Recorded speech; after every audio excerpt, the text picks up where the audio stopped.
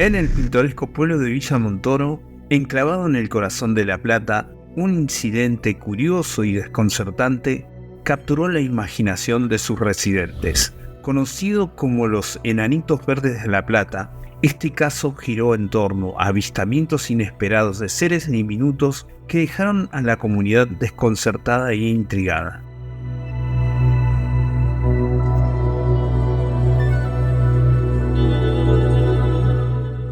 Únase a nosotros mientras nos adentramos en el enigmático mundo de Villa Montoro y exploramos los desconcertantes encuentros con estas misteriosas criaturas. Bienvenidos a Alta Extrañeza.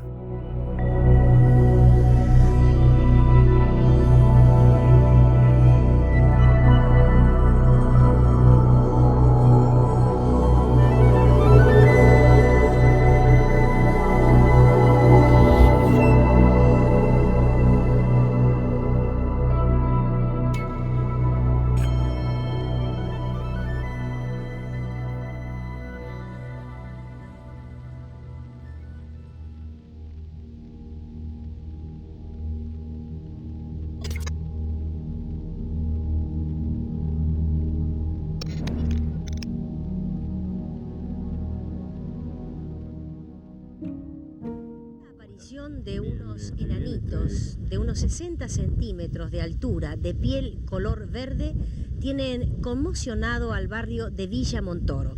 Esta localidad está alejada de la capital federal aproximadamente 93 kilómetros. Y hasta aquí hemos llegado para registrar esta nota y recoger también los testimonios de aquellos vecinos que dicen haber visto a estos enanitos. ¿A quién viste? A los enanitos. A los enanitos. ¿Y cómo eran esos enanitos? Hasta acá me llegaban. ¿Y dónde los viste? En la casa abandonada. ¿Era de noche o de día? De noche. ¿Y qué color tenían? Verde. ¿Cómo los pudiste ver tan bien? Con una linterna, con los pibes. ¿Y te hablaron algo? ¿Te dijeron algo? No. ¿Te asustaste? No, eran verdes chiquititos, nanitos. ¿Eran verdes chiquititos? ¿Y te hablaron a vos? ¿Te hablaron? No. ¿No te dijeron nada? ¿Y jugaron con vos? No.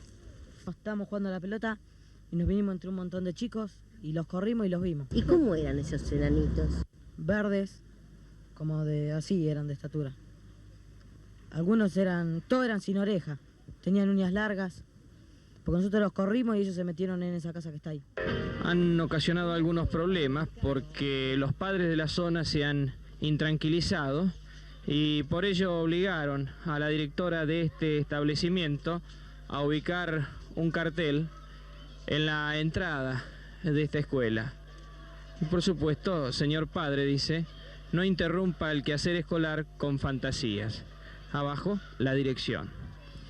Pero nosotros vamos a corroborar esta fantasía o no con las distintas versiones que por supuesto existen sobre la aparición de estos seres extraños.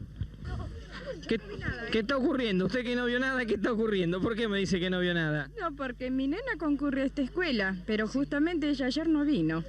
Yo me enteré hoy, esta mañana. ¿Y en el barrio qué están diciendo? ¿Qué se comenta? Y el comentario del barrio es el nene de la señora que concurre acá, que va a primer grado, él dice que los vio, que la maestra se desmayó, que la vicedirectora se desmayó. O sea, en general los chicos lo tomaron bastante bien, pero las que reaccionaron mal, dice, fueron todas las maestras. Me decía, ¿qué señora? A ver si me la señala. A ver, señora, si se acerca. Un segundo. A ver, conmigo no habló, discúlpeme. Cuénteme. Yo ya le dije que el nene mío está en primer grado y él fue con la noticia a casa de que, se le habían entrado en el portafolio, que la señorita de él casi se desmaya y todos los chicos... ¿Usted habló con la maestra? No hablé con la maestra para nada, porque según tengo entendido, de que no quieren hacer ningún comentario sobre esto y no quieren que se siga ninguna conversación sobre esto. No sé qué es lo que... ¿Por qué? No sé, porque yo pienso que quedan mal los chiquitos. ¿Los chicos todos son coincidentes en las declaraciones? ¿Lo vieron ayer, sí, el turno de la tarde? Sí. Dicen que habían agredido incluso a un niño, ¿es cierto eso? A un nene le tiraron con una piedra que está por acá el nene. Pero porque dice que él le tiró con una piedra también. Ah, ¿por qué lo desmienten? No sé. ¿A vos te tiraron con una piedra? Sí. ¿Quién te tiró con una piedra? El marcianito ese. ¿Cómo era? Era así chiquito y verde era. Acá con... ¿Cómo le puedo decir? Con un casquito verde y como unas muñequeras negras, un cinturón rojo y ¿cómo le puedo decir? Y como unas botas negras tenía. Algunos señalan que se escondió en este lugar donde debajo de esta piedra existe un pozo, un túnel y que estarían allí dentro.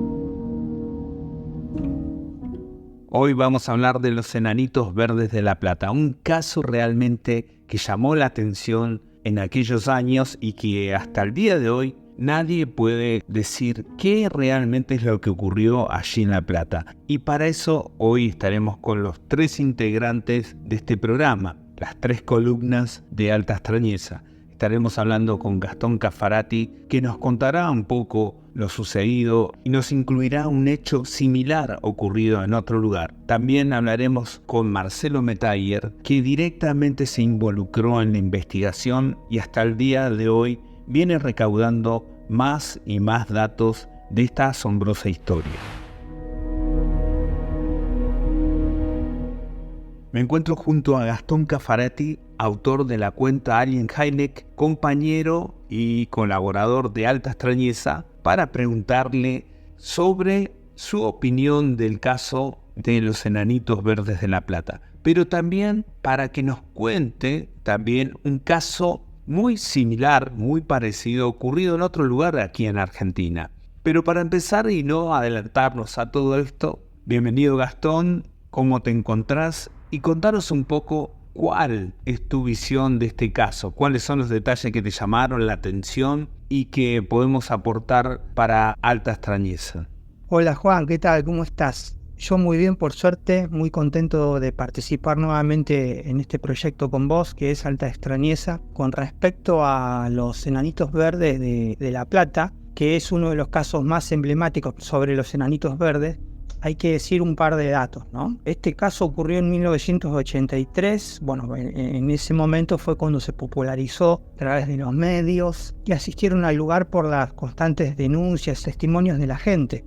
Ocurrió en Villa Montoro y cuenta más o menos brevemente, voy a hacer un repaso para poder referirme a este caso, que en una vivienda que había sido recientemente abandonada por un señor que vivía con su nieto, un anciano con su nieto, se fueron y dejaron la casa abandonada aparentemente con todo lo que había dentro. Los vecinos o algunas personas de la zona entraron a desvalijar la casa al enterarse de que ese lugar estaba inhabitado. Al menos eso es lo que refieren algunos medios de comunicación, ¿no?, de la época. Y en eso no hubo mayor problema, pero uno de las personas que entró último a llevarse algunas cosas estaba solo y escuchó unas risas, unos gruñidos por la ventana cuando se retiraba. Después hay otro caso de una persona que pasó con su perro por ahí y el perro se puso en estado de alarma, ¿no? Como se ponen los perros que se le erizan los pelos, que gruñen. Y también sintió unas risas. Había unos niños que jugaban en el lugar, como estaba abandonado, se metían a jugar y sentían movimientos, risas, y uno de ellos, o mejor dicho, varios de ellos, llegaron a ver a unos seres pequeños verdes, pasaban, hacían sus cosas como si nada fuera, ¿no? Como que no les interesaba la presencia humana, ¿no? No les alertaba para nada. Entonces estos niños salieron despavoridos de ahí, a comentar a la gente, empezó a tomar más notoriedad y hasta que llegó a oídos de la prensa, ¿no? Que se apersonó al lugar y empezaron a investigar. Lo que sí es un poco extraño es que siempre se relaciona al caso con extraterrestres, ya los enanitos verdes, y generalmente en esas épocas, en los 80, incluso antes, desde los 60, en la ciencia ficción, en la cultura popular, se habla mucho de enanitos verdes refiriéndose a seres extraterrestres, ¿no? Pero lo que a mí me extraña es que se lo siguió relacionando así, a pesar de que las descripciones que hacían los testigos tiene mucho más que ver quizás con el fenómeno de los duendes, porque no digo que esté totalmente delimitado eso, ¿no? Esa barrera entre el extraterrestre y el duende, pero por lo general cuando uno habla de travesuras, risotadas, casas que parecen estar embrujadas, que los objetos se pierden, se mueven de un lugar a otro, tienen más que ver con una especie de travesura, como de seres que habitan en el lugar y por lo general son los duendes, ¿no? En la casuística extraterrestre más bien se habla de visitas muy breves por un lugar por parte de los extraterrestres. Bajan, aparecen, no hay tantas historias de que se hayan quedado viviendo en un lugar, de que hayan sido vistos más de 2 o 3 veces en un mismo lugar. Generalmente aparecen esporádicamente y se van. Pero en este caso es como que ya estos seres eran casi habitué, digamos, de esta casa abandonada. Y otra cosa que a mí me llama la atención es que el hecho de que la habitaban, este señor anciano con su nieto, se hayan ido y hayan dejado todo. Es muy probablemente una señal, podría ser tomado, como que esa casa tenía algo malo, algo que la volvía inhabitable. Porque para irse, dejar todo, a menos que haya ocurrido otro evento de urgencia familiar o alguna cosa, pero que no hayan vuelto más y que haya quedado todo abandonado de repente así, da como a pensar que ahí pasaban cosas quizás paranormales. Se dice que la gente cuando habita en lugares que son difíciles, digamos, son difíciles de habitar por el hecho de que hay fenómenos constantes e inexplicables, muchas personas optan por irse de ahí, huyen despavoridos, ¿no? Entonces yo eso, con el tema de los duendes, lo siento muy ligado y me parece que los enanitos verdes podrían haberse tomado más por ese lado. Sin embargo, también hay algunos elementos de que son todos testimonios sueltos de niños muy pequeños, después otros dicen que me dijeron y así, y lo que ahí se nota es que el fenómeno se popularizó cuando llegó a la prensa, como suele pasar mayormente, ¿no? En esas épocas no existía el internet tan inmediato como ahora, que uno puede contar sus experiencias en su propia página, en su propio blog, lo que sea. Entonces se necesitaba de eso para que despegue el tema, pero cuando sucede esto, muchas veces, por no decir la mayoría, los periodistas que van a buscar la nota van porque dicen, tengo una nota que va a llamar la atención. De por sí el caso es atractivo, pero ellos también le ponen unos condimentos, unas cosas que lo van haciendo crecer más al fenómeno. Y muchas veces lo desvirtúan. Entonces no sabemos o si son puras charlatanerías del lugar o si era un tema de duendes que podría existir, podría pasar, ¿no? Y la gente, al no saber por ahí mucho del tema, no haber investigado, cuando lo volcaron todos estos datos al periodista, este periodista lo llevó más para el lado de lo extraterrestre. Entonces podemos interpretar o que son psicosociales que ocurren muchas veces y que a veces los periodistas mal informan, hacen crecer más la información con tal de tener una noticia llamativa, ¿no es cierto? O puede haberse interpretado mal el tema de duendes extraterrestres, ¿no? Yo creo que de todas formas acá se huele como que hubo manipulación de la información, pero de todas maneras no se puede negar que ese es un caso que creció mucho y que es un clásico. Además el título es totalmente bizarro y llamativo, ¿no? Hay pocos casos de la ufología que se titulan como enanitos verdes, ¿no? Y hubieron otros tantos en otros lugares de Buenos Aires. Ahora, en segundo caso, te voy a mencionar, buscando información, me topé con un caso de Pergamino, que es todavía, creo que más bizarro, más extraño.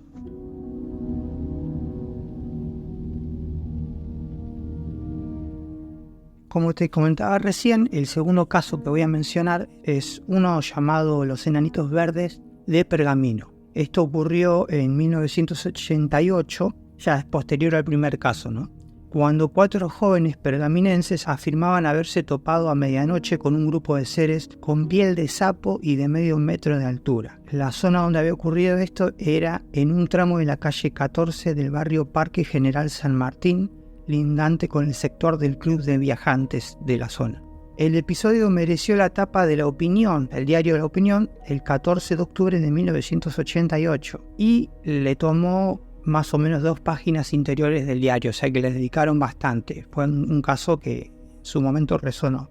El episodio, que por sus características ha provocado los más variados comentarios, se registró en los primeros minutos de la anterior jornada del jueves. O sea, esto ocurrió, digamos, el 14 de octubre del 88 y al siguiente día, el 15, fue recogido por el diario La Opinión, si mal no recuerdo. O por ejemplo, ocurrió el 13 y al día siguiente, el 14, fue el diario La Opinión. Creo que es algo así. Cristian Casio, de 14 años, fue el joven que más cerca estuvo de los extraños visitantes, y según narraron sus acompañantes, todos estaban lúcidos, por lo que llegaron a observar a esas especies de no más de 70 centímetros de estatura. Eran todos totalmente calvos y tenían un ropaje similar al cuero de las ranas. O sea, era como una vestimenta que iba encima. Eran seres calvos y de un solo ojo, o sea, eran cíclopes. El chico, que sufrió los efectos de un shock psicológico, manifestó a La Opinión, el diario La Opinión, que los 5 extraterrestres tenían un ojo cada uno. Los involuntarios y principales protagonistas de este caso fueron, además del ya mencionado Casio, otros jóvenes: Silvio Peña, Darío Durán y Javier Jauregui, todos de 19 años de edad aproximadamente. De acuerdo con las referencias obtenidas por un cronista de este diario, la sorpresiva situación se originó a las 12:30 de la noche anterior, cuando estos 4 vecinos transitaban por un tramo de la calle 14, lindera con el club de viajantes, cuando de forma sorpresiva,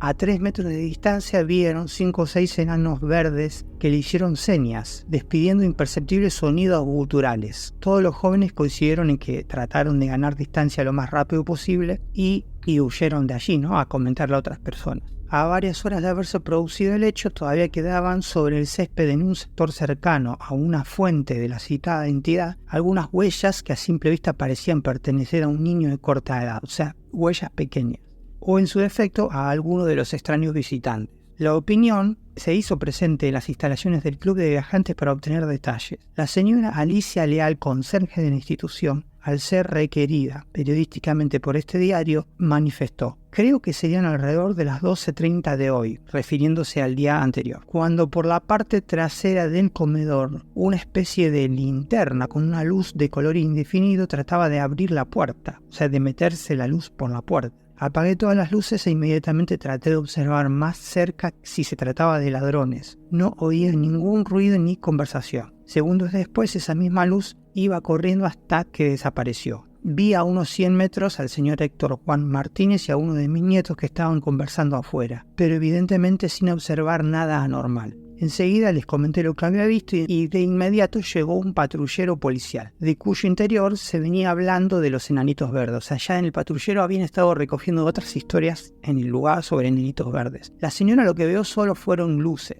pero coincidía todo en el mismo día, en el mismo momento. Los jóvenes que dijeron ver lo que podría ser una especie de extraterrestre se notaban muy agitados. Me llamó también la atención la actitud del perro que tenemos aquí. No ladró en ningún momento a pesar de encontrarse cerca de esa luz. Acá ocurre lo contrario a lo del caso anterior. En vez de que el perro advirtió una presencia, este se quedó totalmente inmutable, como si lo hubieran paralizado. Hay casos en donde ocurre esto, de que a veces los seres, supuestos seres extraterrestres o lo que fueran, tienen el poder de paralizar a la gente o a los animales que no pueden llegar a reaccionar. Pero siempre está la presencia del perro como testigo secundario, que lamentablemente no sirve para las investigaciones porque no se le puede obtener testimonio a un perro, pero sabemos que cuando uno lo ve la reacción de los animales ante lo desconocido y siempre hay un rechazo fuerte, ¿no? Después dice el sereno. Por su parte, el sereno del club, Juan Martínez, expresó a un cronista del diario: yo me encontraba bastante lejos del lugar, no vi nada. Quien observó todo fue la señora Alicia, aunque recién escuchamos que la señora Alicia vio unas luces, pero no a los seres. Hasta el momento tenemos unas historias, unos testimonios de como que me dijeron, yo no vi, vio otro y así. Después ya más adelante tenemos el testimonio en primera persona de uno de los chicos que es el que lo vio más cerca. que viene a continuación. El joven Cristian Casio, de 14 años, estuvo ayer por la tarde en esta redacción, dice el diario. Nos dijo que él había sido la persona que más de cerca alcanzó a observar a los enanitos verdes. Eran 5, todos pelados y no hablaban claramente. Lo hacían en una especie de quejido gutural. Cuando me vieron me señalaron todos al instante. O sea, todos lo señalaron, le hacían como una seña. Yo pegué un salto que no le temo a los que ganaron en Seúl, haciendo referencia a las Olimpiadas, ¿no? Los saltos largos. Pegué un salto como para huir despavorido. Después con mis amigos fuimos hasta la caminera, donde al principio no nos creían sobre lo que habíamos observado. Después, cuando llegaron a la conclusión que estábamos en sano juicio, fuimos todos al club de viajantes. Dice, a toda hora de ayer, al trascender algunos detalles relacionados con la eventual aparición de los enanitos verdes, fue incesante el peregrinaje de vecinos hacia el lugar del hecho, donde habían estado los presuntos seres extraterrestres. Todo tipo de rodaros sirvieron para satisfacer la curiosidad pública de un hecho que no hace más que ahondar el misterio que siempre taponó como esotérico el velo. O sea, todo tipo de hechos se empezaron a narrar a partir de ese momento, pero lo único que hicieron es mantener el misterio, ¿no es cierto? No hubo una incursión demasiado científica, si se quiere, o de investigación. Lo que se hizo sí recoger los testimonios, pero no se ahondó mucho más en ello aparentemente, y de hecho, quería concluir con esto, es un caso que no resonó tanto, a menos a nivel nacional. Cuando uno habla de los enanitos verdes, se habla de los de La Plata, de los de alguna otra ciudad de Buenos Aires, pero los de Pergamino estos, que todavía eran más extraños, se ha hablado poco, al menos yo no tenía tanto conocimiento, más que alguna mención breve, ¿no? Pero esto es lo que más se conoce, que fue recogido por el diario La Opinión en 1988.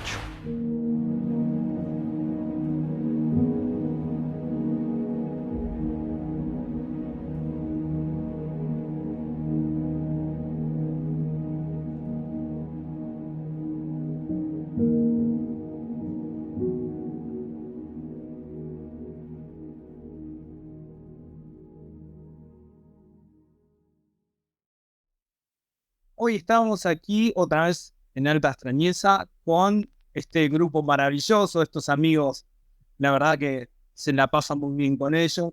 Vamos a tocar un tema bastante interesante porque a poco tiempo se van a cumplir 40 años de este caso, un caso realmente interesante que ha pasado en Argentina, un caso que es un ícono dentro de los medios, y bueno, que mucha gente no conoce, que estamos nosotros como para comentar un poco. Ya hicimos una introducción junto a Gastón Cafarati para ir metiéndonos un poco por lo que nos va a contar el señor Marcelo Metayer, y también estamos con Fernando Belida. ¿Cómo están, chicos? Bien, acá pasando, partiendo el momento con ustedes, amigos de siempre, con un tema que también me gusta y me atrae, porque no solamente estos seres que pulularon por la ciudad de La Plata anduvieron también yendo sus dedos por otras ciudades, por otras localidades de la República Argentina. Pero el que sabe de todo esto es el señor Marcelo Metayer. ¿Cómo andas, Marcelo? ¿Qué tal, chicos? ¿Cómo andan? La verdad que un placer enorme. Después de un tiempito bastante largo que no nos juntamos a charlar sobre estos temas. Y muy contento de estar en este grupo de vuelta. Acá con muchas ganas de hablar, de charlar del caso de los enanitos verdes, del cual, como bien adelantó Juan, en diciembre se van a cumplir 40 años ya de este asunto. Coincide, casualmente o no, con los 40 años del retorno de la democracia en Argentina. Pero bueno, de todo esto lo vamos a charlar en este rato que tenemos. Porque pasó justo en la época que estaba Alfonsín, ¿no? Claro, justamente pasó los días previos a que Alfonsín asumiera la presidencia, después de 7 años de dictadura. Exacto. Bueno, para más o menos ir metiéndonos en esta historia, la verdad que es una historia apasionante, tiene un montón de cosas muy bizarras, como siempre nos gusta a nosotros, pero vamos a estructurar un poco para ir preguntándole a Marcelo todo lo que él fue descubriendo, porque esto pasó hace 40 años, pero también tiene cosas que casualmente Marcelo ha ido investigando dentro de todo lo que ha podido conseguir. Creo que te has ido hasta la zona, el lugar, para recaudar un poco más de información, tratar de hablar con testigos, ver el lugar realmente creo que ya no existe más. Bueno, esos son datos que nos va a seguir dando de a poco para que nos vayamos nutriendo de esta historia, mejor dicho. Contanos un poco cómo se inicia esto, cómo se inicia y en qué lugar de La Plata. Claro, ocurrió en La Plata, pero uno puede pensar La Plata como que es un cuadradito, la famosa ciudad cuadradito, o como se llama acá, el casco urbano, que es ese cuadrado fundacional de 40 cuadras de lado. Esto que ocurrió en 1983 ocurrió fuera del cuadradito, en un barrio que se llama Villa Montoro, que viene a ser... La Plata tiene un aeropuerto que está al sudeste aproximadamente, a ver si no me equivoco, sí, sudeste, y esto es como yendo para el aeropuerto, saliendo del cuadradito, yendo para el aeropuerto, y un poco también en dirección a Benizo. Y empezó a fines de noviembre de 1983. El primer caso que está, según los testimonios que fueron apareciendo en el diario El Día, el diario de acá de La Plata, el más importante, ocurrió el 25 de noviembre de 1983, cuando un chico creo que tenía 12 años, llegó a ver un ser verde, chiquitito, de color verde musgo, me parece que había dicho el chico, y que estaba junto a otros seres muy cerca de una casa que en ese momento estaba abandonada, que viene a ser en la esquina de 603 entre 2 y 3.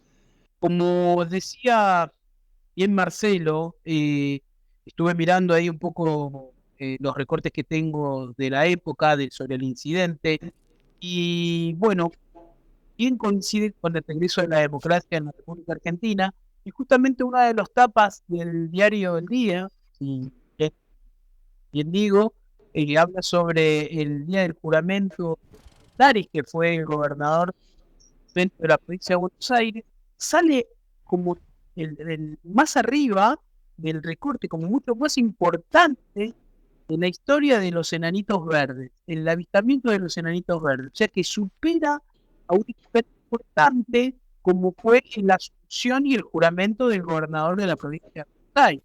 Claro, exactamente, sí. Lo que pasa es que a nivel local fue una explosión, fue un tema que se llenó de gente y en un momento aparecieron periodistas de medios de Buenos Aires.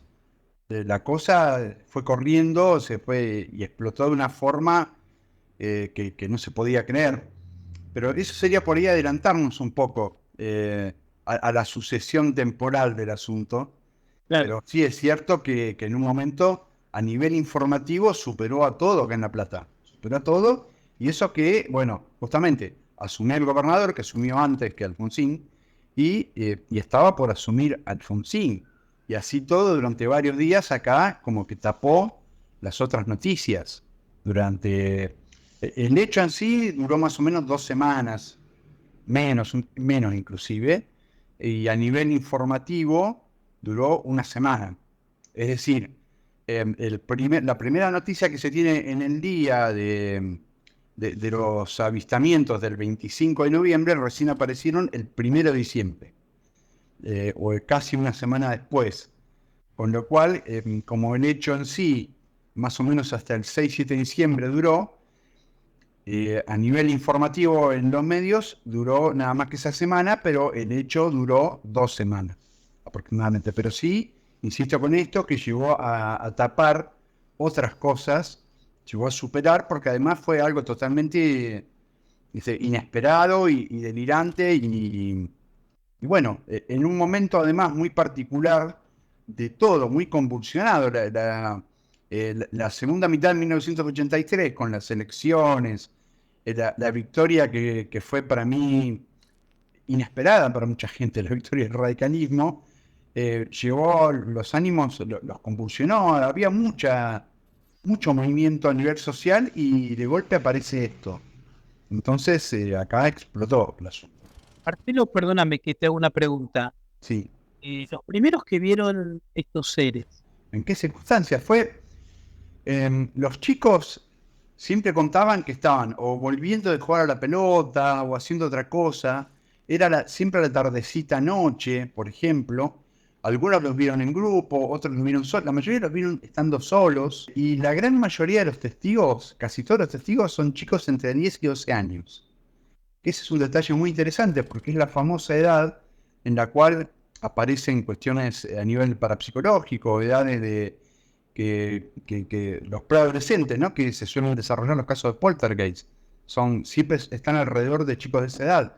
Y en este caso la mayoría de los testigos fueron chicos de esa edad, chicos que hoy deben tener cerca de 50 años, 50, 52 años, y algunos yo los estuve buscando y otros los tengo en una lista para tratar de encontrarlos.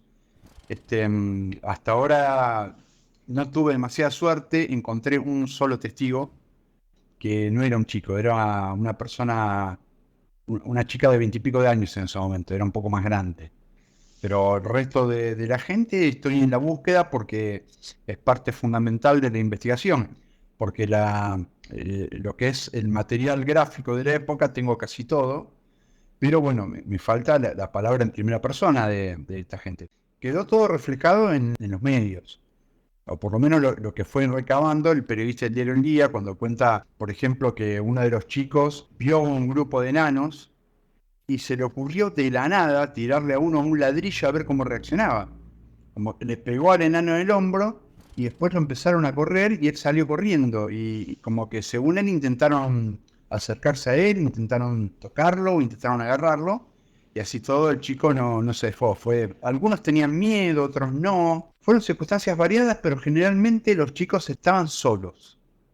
Y era al atardecer, la mayoría de acá, o de noche inclusive. O sea que no hubo ningún adulto que pudo ver este hecho, o hay algún adulto que en alguna otra circunstancia lo haya visto. Justamente uno de los primeros testigos fue la mujer con la que yo pude hablar, que ella tenía un nene en ese momento, un nene chiquitito, 1 año y pico, y vio un enanito en esa casa, tenemos que contar las circunstancias de la casa también, eso es interesante. Vio un ser en la casa, un ser de color verde, que ella lo comparó, dijo que tenía la estatura de su hijo de 16 meses. Ese dato es interesante, porque una cosa es que un chico diga que era más o menos así, pero ella lo vio igual a su hijo de 1 año y pico, o sea, de 1 metro de estatura, un poquitito menos, y escuchó, lo primero que le llamó a ella la atención fue escuchar risas. Ella escuchó risas. Entonces fue a ver qué pasaba y vio que era un grupo de estos seres. Y describió a uno que dijo que era así, verde, que no sabía, que eso se ve en muchos casos también, que no sabía si era de piel verde o de ropa verde, pero que era de color verde. Y que tenía la estatura de su hijo y que se reían de una forma muy rara, que le recordaba como el gemido de un perro, una risa muy extraña. Pero es de las pocas personas adultas que lo vio. Hay otro adulto que lo vio, que inclusive supuestamente le tomó fotos a un enanito. Eso lo vamos a contar un poquito más adelante. Marce, este fenómeno de que nosotros siempre estamos investigando o dándole vueltas alrededor, ¿no?, como para saber un poco y conocer detalles, está dentro de la paraufología, dentro del misterio, de los fenómenos paranormales, o lo metemos todo en conjunto, porque estamos hablando de, dentro del folclore argentino, que se habla mucho de duendes, de estos seres que se ven en el campo, que la gente lo ha nombrado en muchas historias, que son bien conocidos dentro de nuestro país, pero está dentro de lo que dice el testigo, ¿no? Lo podemos llevar hasta dentro de lo que es la ufología, las descripciones de la ufología, ¿no?, de esos seres que se han visto con ese color verduzco, ¿no?, con esas cabezas un poco exageradas. ¿Qué opinión tenés al respecto de todo esto? Yo creo que se puede ubicar en la paraufología, pero con ciertos reparos. Yo cuando hablo del tema siempre digo que fue un hecho paranormal, un hecho de aparición de seres, pero nunca se vio ninguna nave. Entonces, para mí, para que sea algo ufológico, tiene que ser como esas centenas de casos que describe Caravaca en su libro de La Distorsión. Siempre hay una nave, siempre hay un objeto que transporta, o teóricamente transporta a estos seres, además de la visualización de los seres. Acá solo se vieron los seres, excepto un único caso. Hay un caso en que creo no es un chico, es un adolescente, que habla de algo que a él le pareció que era su nave, pero que tenía el tamaño y la forma de un Fiat 600. Era algo muy reducido. Hay casos en la casuística, hay descripciones de naves de ese tamaño, muy reducidas o más chicas también. Pero bueno, en un solo caso se habló de la visualización de una nave. De todos modos, el tema atrajo a ufólogos de toda la Haya y de todas partes. Por ejemplo, tuvo un rol muy destacado Luis Burgos, de la Fundación Argentina de Ovnilogía, que en ese momento él empezó en los 70 a investigar, y acá en el 83, como que tenía un papel destacado, pero no era tan conocido como es ahora. Pero bueno, él estuvo gente de una presunta fundación también ufológica con sede en Europa, o por lo menos eso se describe en los diarios, y estuvo su representante en Argentina, que era la señora Marta Peyú de Patini, que dijo que obtuvieron grabaciones y otras cosas. Bueno, yo hablé con esta mujer y dice que todo el material quedó en el grupo de Pedro Romaniú. Así que bueno, habría que ver si todos esos testimonios quedaron. Pero volviendo a tu pregunta, Juan, es un caso difícil. Generalmente se lo suma dentro de lo que es la ufología por la aparición de seres que, como bien decís vos, tenían morfológicamente, nos recuerdan por completo a los Greys, a este tipo de seres que es curioso que el nombre Grey nos remite al color gris, pero en realidad son los enanitos verdes, o como también se los menciona en Estados Unidos, los Little Green Men, justamente los hombrecitos verdes. Por ese lado sí lo podríamos meter dentro de la bolsa ufológica, pero el hecho de que la aparición fue alrededor de una casa abandonada nos recuerda más a las clásicas casas embrujadas que a los relatos ufológicos. Ahora, ¿tiene sentido separar la ufología de este tipo de folclore?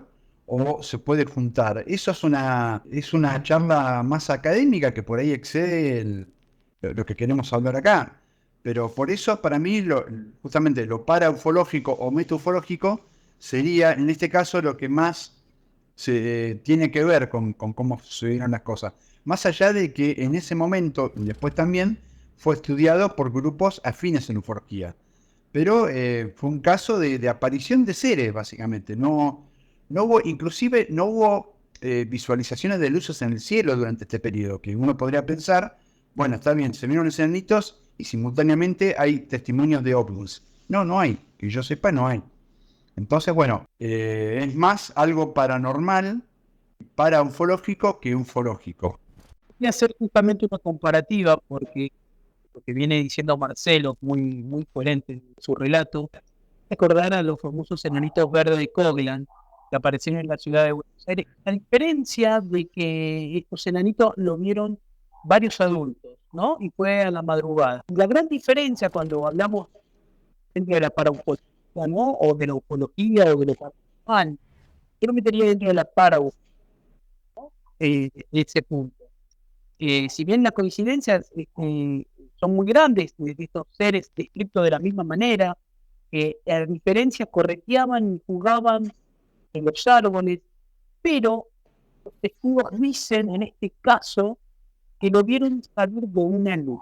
Las personas que vieron primero, por esto fue en el andén del ferrocarril, de una estación de ferrocarril que pongan comúnmente en la ciudad de Buenos Aires. Ellos pensaban que era una formación férrea, y la verdad es que llega nunca ese tren, de repente ven se salta y se va para el lado arriba del andén, y después pasa al costado, como que salen chicos corriendo por todos lados, dando ruido. Estos, bueno, eso es lo que más o menos con lo que está Martelo, pero a diferencia de lo de Martelo, esto ocurrió de La Plata. Claro, pasó una sola noche, si no me equivoco, lo de los enanitos de Coglan. Y hubo un hecho también, ese mismo año, fue en el 83, en una ciudad de Corrientes, que también se vieron enanitos verdes. Está publicado en una cuarta dimensión de ese año. Fíjate, lo de Coglan, ¿qué año fue lo de Coglan, te acordás? 85, si no me... Claro, es posterior a lo de La Plata. Sí, porque en La Plata tenemos otro caso paranormal interesante, donde también hubo gente que dice que vio seres, que fue el verano del 87, la famosa casa embrujada de la calle 72. Que ese caso, la gente se lo mezcla con el de los enanitos verdes. ¿En qué sentido? Cuando vos te pones a hablar con gente de La Plata sobre el caso de los enanitos verdes, lo primero que te dicen, sí, yo me acuerdo, yo era chico, yo era adolescente, y vino José de Ser. Y eso es una confusión. José de Ser en esa época ni siquiera estaba en el 9 Diario. José de Ser llegó a La Plata en el año 87 con el caso de la casa embrujada de la calle 72, pero en el imaginario popular se mezclan los dos casos y te van a decir que en la casa embrujada de los enanitos verdes había un pozo que te chupaba, y eso es todo el caso de la calle 72. Nada que ver. Se funden las dos cuestiones. José de Ser era un periodista, para los que no conocen, personas de Argentina, era un periodista argentino que se dedicaba a todo este tipo de noticias, a veces un poco bizarras, o bien tenía que ver con lo paranormal. Aparte, son clásicos dentro de YouTube, lo pueden ubicar a José de Ser haciendo informes, ¿no? De tanto en el Cerro Uritorco como en la Casa Embrujada de La Plata, y la verdad que son un poco cómicos, anecdóticos y son gratos de verlos por el recuerdo, ¿no? Pero bueno, no ayuda a la investigación seria. Sí, marcó un momento importante dentro de la sociedad porque fue un poco que le metió un poco de miedo a la situación, a vivir estas experiencias y meterse de lleno. Creo que todas las personas esperaban a las 8 de la noche, creo que empezaba el 9 Diario, una cosa así, para ver lo que estaba pasando en la casa embrujada y lo que pasaba en el Cerro Uritorco junto a José de Ser. Increíble, Marce, tenemos muchas más cosas. La casa donde pasó todo esto era una casa que había quedado abandonada. Según los testimonios, ahí vivía un hombre. Ahí está, sí, ahí Juan se está mostrando la casa, en la foto de la época. En la casa vivía un hombre con su sobrino. Y según contaba la gente en ese momento, un día se fueron, dejaron la casa así como estaba, con todo, con los muebles, con todo adentro. La gente de a poco primero se llevó las ventanas, después se metió y fue robando todo. La fueron saqueando la casa, según, bueno. Pero había una cosa muy rara, que era que había gente que no le gustaba pasar, por la casa estaba como un descampado. Y quedaba, uno podía cortar camino para ir a otra parte del barrio, pasar por cerca de la casa, pero había gente que no le gustaba pasar, porque había una energía rara alrededor de la casa. Hasta que el 25 de noviembre, más o menos, fue cuando en árboles del parque de la casa, de esa casa abandonada, empiezan los testimonios de los enanitos. Que algunos, como decía recién Fernando, chicos los vieron bajar de los árboles. Hubo un caso, por ejemplo, de un chico que vio a un enanito bajar de un árbol, y después fueron a ver y había marcas como de garras en el árbol, que no se podían atribuir a un gato o a algún otro animal, que nadie sabía muy bien de dónde habían aparecido. Pero la cuestión es que iban pasando los días, el caso se iba haciendo cada vez más conocido, iban apareciendo más y más testimonios, y se empezó a llenar de gente. Hay gente de otros lugares de La Plata, todo el mundo quería ver los enanitos, ese era el tema. Lo que pasa es que casi nadie los podía ver. Perdón por la interrupción, pero Marce, te quiero preguntar algo dentro de lo que estás diciendo para no salirme un poco del hilo y también de estas dudas que tenemos, ¿no? ¿No crees en la psicosis colectiva de todo esto, de que se haya hecho todo a través de esa información del boca en boca, que se haya creado toda esta psicosis colectiva? Mirá, yo hablé con un par de testigos después de todo lo que pasó y ellos aseguran que lo vieron. Lo de la psicosis colectiva es un tema muy complejo y me parece que lo que puede haber ocurrido en todo caso es que tanta gente de golpe fue a ver algo, quería ver algo, y algunos vieron lo que querían ver. Llegaron a ver algo, pero los testimonios son tan concretos, ya te digo. Un chico que cuenta que tiene un ladrillazo, otro que cuenta que un enanito le ocurrió, otro que dice que llegó a tocarle la espalda al enanito. Una psicosis colectiva te la puedo entender en un caso más abstracto o una luz o algo así, pero algo tan corpóreo me resulta difícil de pensar que fue una psicosis colectiva, que igual el término es bastante vago. Algún día estaría bueno poder hablar con un psiquiatra especialista en el tema que explique bien el asunto de cómo funciona la psicosis colectiva, porque yo no soy especialista en el asunto, pero me parece que ya llegar a algo tan concreto es difícil. Lo que sí después se armó un circo colectivo, que eso fue tremendo, que por ejemplo en esa época estaba muy de moda un dibujito animado, que en realidad eran como unos cortos que se pasaban en televisión, que era de Luciano el Marciano, un personaje era, pero unos cortos muy chiquititos, como 1 minuto, bueno, 2 minutos, y había gente que llevó muñecos de Luciano el Marciano, y en la multitud que había alrededor de la casa, el tipo vendió todo, se hizo millonario. También había un heladero que anunciaba como que vendía unos helados de la marca Laponia, que supuestamente te comías helado y tenía un marciano en el palito, no me acuerdo qué promo era. Bueno, el tipo también se hizo millonario anunciando, bueno, digo, vendió todas sus existencias con esa excusa, diciendo que había un marciano en el helado. Bueno, eso también contribuyó a elevar el asunto a la categoría de cuestión ufológica, el tema de que vendían cosas relacionadas con marcianos. Claro, eso fue un circo mediático prácticamente. Sí, un circo mediático, pero muy interesante, donde todo el mundo que fue, nadie llegó a ver a los enanitos, salvo algunas personas, porque inclusive pasó de todo. Había gente que cascoteaba la casa para que los enanitos que estaban escondidos salieran, pensando que era algo medio así, y después en un momento se corre el rumor de que los enanitos estaban en otro lado, y empezaron a cascotear esa otra casa, y ahí vivía una señora, y la señora salió a los gritos, inclusive hasta hizo una denuncia en la comisaría. O sea, fue todo muy divertido. Cuando en el diario le van a preguntar al comisario qué es lo que pasa, el comisario dijo, no, nosotros acá la gente viene a declarar cosas, que vio esto, que vio lo otro, pero acá no vimos nada, dice. Y el comisario dijo, me encantaría agarrar a uno y agarrarlo así para ver qué es lo que pasa. Pero no entendían nada tampoco. Pero también tuvieron denuncias por ruidos molestos, por la gente que se quedaba, mucha gente se quedó acampando a ver si veía algo. Entonces se armó lío, tiros al aire, porque parece que había gente que quería cazar enanitos. Llegó escopeta para ver si podía cazar enanitos, y bueno, y tiraron tiros al aire. Hubo muchas denuncias por esa, inclusive por vandalismo. Uno de los mejores episodios, de los más delirantes que hubo dentro de todo este asunto, fue que manos anónimas, gente muy molesta porque los enanitos no aparecían, pintaron un grafiti en la casa famosa embrujada. El grafiti decía, aparezcan enanos putos. O sea, ese es uno de los momentos cumbre de todo este asunto, porque ya la gente pasó de la curiosidad al enojo. O sea, bueno, que aparezcan los enanos, y los enanos no aparecían. Los vieron muy pocas personas.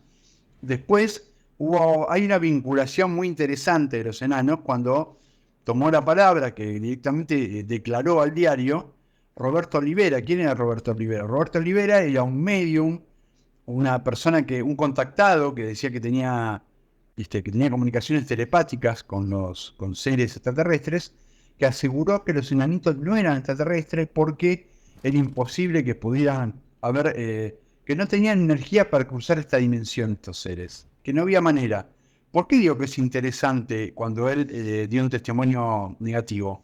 Porque después, con el tiempo, se supo que Roberto Olivera se casó con Valentina Andrade, y Valentina Andrade forma el grupo del Lineamiento Universal Superior, o como también se la llama, Secta Luz, que es el grupo de gente que, uno de los tantos grupos platillistas, es decir, donde su religión, su pensamiento, está basado en los ovnis y en que en algún momento iban a venir seres del espacio exterior a llevarse a los elegidos. Esta secta después en algún momento volvieron a Brasil. Valentina Andrade era brasileña, volvieron a Brasil, y en Brasil tuvieron un lío bárbaro cuando hubo un crimen ritual de un nene chiquito y la acusaron a Valentina, la juzgaron. Bueno, entonces esa secta actuó, o grupo más bien, tuvo sus primeros inicios acá en la ciudad de La Plata, y Roberto Olivera opinó el caso de los enanitos verdes cuando ellos estaban formando en el grupo del Lineamiento Universal Superior. No es el único caso de una persona que dijo que había tenido contactos. Otro parapsicólogo, Avendaño de apellido, creo que era Oscar Avendaño, él directamente dijo que había recibido mensajes del líder de los enanitos verdes, que dijo que se llamaba Clatú. Clatú es muy sospechosamente parecido a Klaatu, que es el nombre del extraterrestre que llega en la película El día que paralizaron la Tierra. Ese nombre también es el nombre de una banda musical de fines de los 60, principios de los 70, que tiene música que se podría decir ufológica. Pero bueno, volviendo al tema, Avendaño lo que dijo es que este tal Clatú se comunicó con él telepáticamente y le transmitió un mensaje para Raúl Alfonsín. Un mensaje que solamente podía llegar a los oídos del presidente electo, todavía era el presidente electo. Así que bueno, creó todo un ambiente de misterio. Al día siguiente, el diario publicó el mensaje para Alfonsín porque bueno, el misterio duró 24 horas. Resulta que este mensaje tenía que ver con la paz mundial, con que pedían que Argentina no desarrolle la bomba atómica. Eso es lo más importante, porque en ese momento se rumoreaba que Argentina iba a producir la bomba atómica, se iba a sumar al Club Atómico, que es como el grupo de países que fabricaban armamento nuclear. Creo que esto finalmente se desarticuló con los años. En la época del siguiente presidente se desarticuló por completo por presiones de Estados Unidos, me parece. Pero bueno, nunca se llegó. Uno podría decir, bueno, al final el mensaje de Clatú llegó a buen puerto y Argentina nunca llegó a ser una bomba atómica. Pero digo, obviamente que todo este circo que vos llamás circo mediático, pero creo que fue más todavía que eso porque tuvo estos participantes también, ¿no? Estos contactados, bueno, se creó un caldo de cultivo por un montón de cosas y entre ellas las cuestiones de los mensajes telepáticos estuvieron en la orden del día, como también le pasó a otro chico que tuvo muchas comunicaciones telepáticas de otro supuesto líder de los enanitos, que además le decía, bueno, vení en tal momento, que queremos hablar con vos, vení en otro, bueno. Eso también fue muy interesante. El chico era un poco más grande, tenía 14 años. Era dentro del grupo de chicos que escucharon o vieron algo, este era un poquito más grande. Los contactados, los mensajes que reciben siempre van por el mismo lado, que tienen que ver con la ecología, el cuidado del planeta, que no nos destruyamos. Y sigue habiendo revelaciones de contactados, ¿no? Recordemos los mensajes que reciben sueños Juan Oscar Pérez, el caso este muy famoso de Venado Tuerto del año 78, que está en la película Testigo de Otro Mundo. Bueno, Juan sigue recibiendo mensajes. Pero bueno, volviendo al caso de los enanitos verdes, hubo mucho por ese lado también, mucha comunicación telepática, pero bueno, no mucha gente los vio y eso también contribuyó a esa presión, a todo ese circo que se armó de gente, como dije antes, que costeaba casas, que tiraba tiros al aire y que buscaba por todos los medios encontrar un rastro de los enanitos verdes. Como para ir cerrando ya este informe sobre los enanitos verdes, bueno, con toda la información que nos dio Marce, y queremos adelantar también un poco que el caso no está cerrado para Marcelo, para nosotros tampoco, porque estamos esperando, somos amigos de Marcelo, que algún día esto tenga algún fruto dentro de un libro, de un formato que se pueda llegar a entender un poco más, a introducirnos un poco en la historia, pero tiene un final, mejor dicho, un final dentro de lo que pasó en ese momento, ¿no? Creo que hay una parte interesante y bueno, ahora Fernando nos va a preguntar algo. Yo primero le quiero preguntar antes a Marcelo, ¿no es cierto?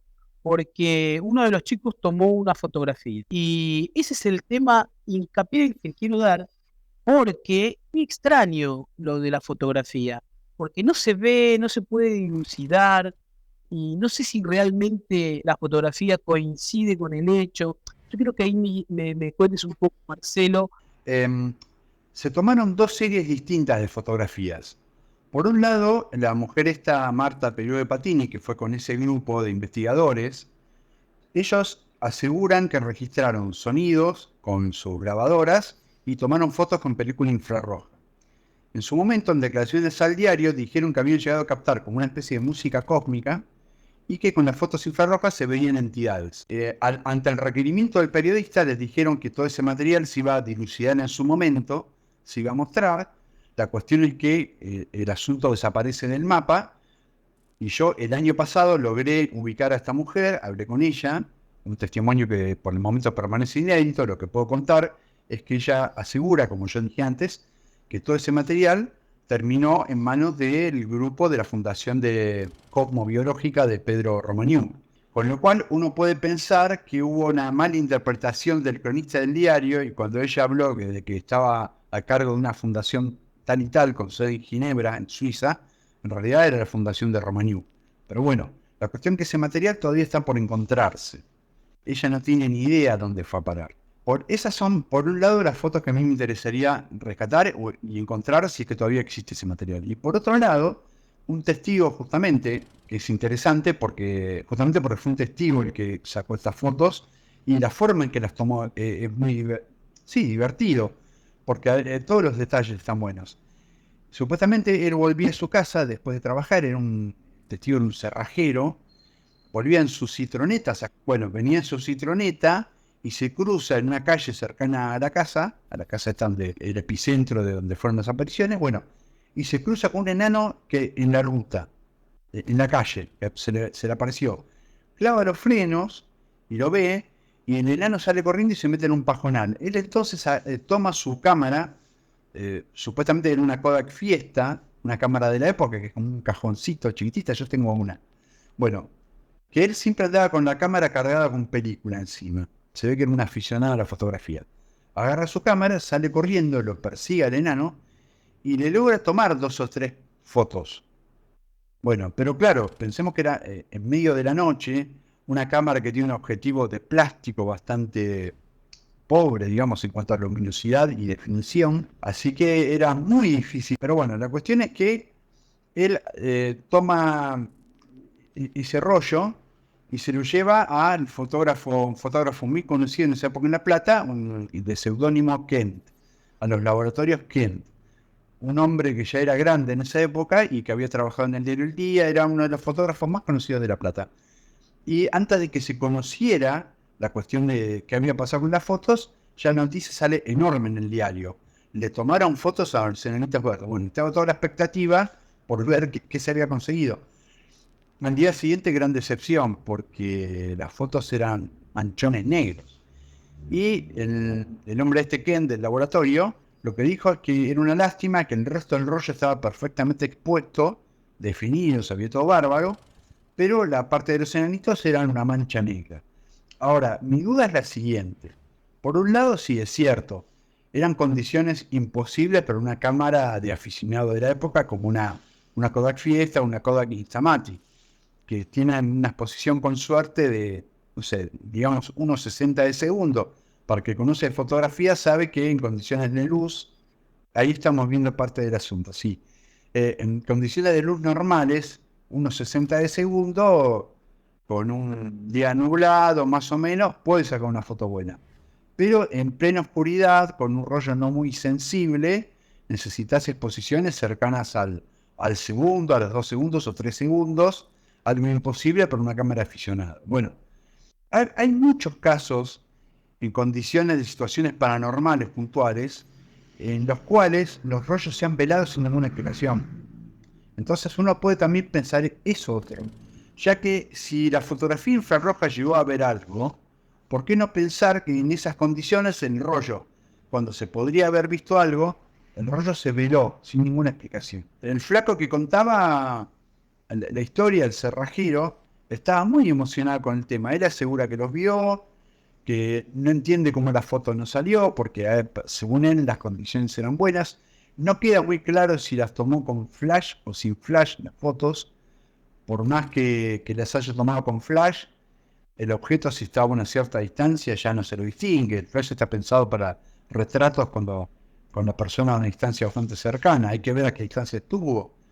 Pero es uno de los episodios más interesantes de este asunto, y obviamente que también me encantaría tener acceso a esto, pero no hay forma de saber dónde está este material. Y el hombre el que reveló la foto, falleció hace un tiempo largo, y el fotógrafo no le he podido ubicar todavía a este muchacho, pero está en el diario, así que es cuestión de encontrarlo. Chicos, estamos en el tiempo de cerrar este gran programa. Seguramente va a dar para más, que en realidad nos quedamos con un montón de preguntas. ¿Qué realmente pasó? Seguramente en el trabajo que Marcelo va a ir haciendo para esta investigación, que nosotros confirmamos que no está cerrado el caso, más allá de todo el esfuerzo que se hizo en el momento en la investigación para esclarecerlo, los medios, los investigadores, porque hubo mucha gente involucrada, ¿no? También ufólogos, parapsicólogos, periodistas, y fue un caso realmente muy llamativo en la Argentina. Para cerrar, Marce, el final, que ya lo había mencionado, ¿no? El final de las vivencias, las experiencias, lo que cerró el caso, porque creo que me llegó el comentario que se escuchó un sonido como de un motor, de un despegue de un cohete, una cosa muy extraña. Después de eso creo que terminó todo en la aparición de estos seres, ¿no? En el lugar. Claro. El caso más o menos al terminar la primera semana de diciembre ya no había más enanitos y la gente de a poquito se empezó a ir. Ya se empezó a correr la voz de que ya no aparecían más y bueno, ya el interés pasó a otras cosas, ya se venía la asunción de Alfonsín, bueno, se empezó a perder interés en el asunto y la gente se fue. Quedaron los más hardcore, la gente de Burgos. Y con Burgos en ese momento estaba Claudio Mar Rodríguez, el muchacho que después sería muy famoso por su personaje de extraterrestre Longro en televisión. Bueno, él estuvo relacionado con Burgos, también con Valentina Andrade, estuvo en varios grupos ufológicos o parafológicos. Bueno, y él es el que cuenta, en un texto muy interesante, es el único que lo cuenta además, que una noche, ya llegando al 10 de diciembre, o pasado el 10, creo que era 15 de diciembre ya, estaban como haciendo noche en el lugar, adentro de un auto, y escuchan un ruido como si fuera una explosión. Pero hubo gente que también habla de una turbina o de cosas, pero fue un estruendo tremendo que hasta en algún momento pensaron que había gente que se había armado un lío, como que estaban a los tiros o que habían hecho explotar una bomba o que algo muy raro, muy llamativo. Y eso marcó el cierre absoluto del caso. A partir de ahí no hubo ningún tipo de fenómeno. Y según una parapsicóloga, lo que ella dijo es que era el ruido de los seres volviendo a su dimensión, cruzando como el avión que cruza la barrera del sonido, que se produce ese boom sónico. Bueno, que ese era como el boom dimensional. Eran los seres volviendo a su continuo espacio-tiempo distinto al nuestro y que produjo esa explosión. Y ese fue el final del asunto, el final temporal, es decir, en la línea de tiempo de las manifestaciones. Obviamente que el caso, como bien decías vos, el caso no está cerrado porque nunca se supo muy bien qué ocurrió. Más allá de los testimonios, nunca se hizo una investigación completa de volver a hablar con los testigos. Yo estuve en el lugar hace 4 años ya, porque fue enero de 2019. Justo fui con un amigo del ambiente ufológico muy conocido por mucha gente, que es Alejandro Agostinelli. Nos fuimos hasta allá, estuvimos caminando un poco, viendo cómo era el lugar. Nos enteramos, por ejemplo, de que en la década de los 90 cambió la numeración de las calles, se modificó ligeramente, y el lugar que nosotros creíamos que estaba la casa era otro. La foto del lugar donde estuvo la casa, igual vos la tenés, así que calculo que la vas a mostrar en pantalla. Pero bueno, obviamente que la casa ya no existe más desde hace muchos años, desapareció por completo y el barrio se urbanizó y se pobló de mucha gente. Pero bueno, queda mucha gente en la zona que vio estos seres, y como yo contaba antes, nosotros hablamos con un kiosquero. El kiosquero era muy chiquito en esa época, pero enseguida nos empezó a hablar de José de Ser. Y no, porque vino José de Ser y qué sé yo. Bueno, esa mezcla se da no solo en el platense que vive más alejado, sino en la gente que vive ahí. Ya se los confunde. Ya digo, el tema, cualquier persona que uno le pregunte se acuerda. Cualquier persona de cierta edad le recuerda el asunto. Inclusive el kiosquero era una persona de 30 años que no había nacido en esa época y conocía el caso. Quedó dando vueltas en la zona. Todavía sigue siendo fuerte. Por eso el caso no se terminó para nada. Hay que buscar los testigos, hay que buscar estos registros sí que todavía existen. Y bueno, tratar de dilucidar. Ya saber qué pasó es difícil, pero por lo menos se puede conocer más de lo que pasó. Y bueno, yo estoy en esa tarea y preparando un material que espero tenerlo terminado o tener algo armado para diciembre de 2023, cuando se cumplen 40 años del caso de los enanitos verdes de La Plata.